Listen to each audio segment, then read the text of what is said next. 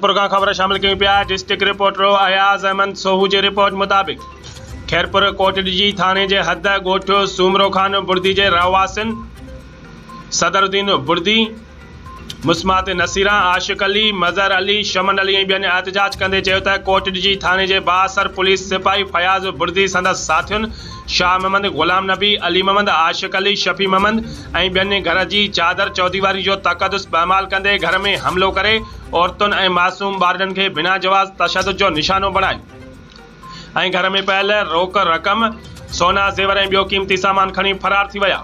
मज़ामत करण ते असांजे नौजवान सालार काशिफ अली, मुस्मात अनिला खातू खे तशद्दुद में ज़ख़्मी करे विया।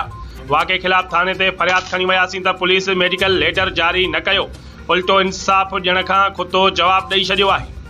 हुननि चयो त जवाबदार धुर्जा ॾोहारनि ऐं पुलिस सां वास्ता आहिनि, जंहिं करे हू असांखे क़तल कराइण, अगवा करण, कूड़नि केसनि में फासाइण जूं धमकियूं पिया ॾियनि, जंहिं करे ख़ानदान समेत परेशान आहियूं।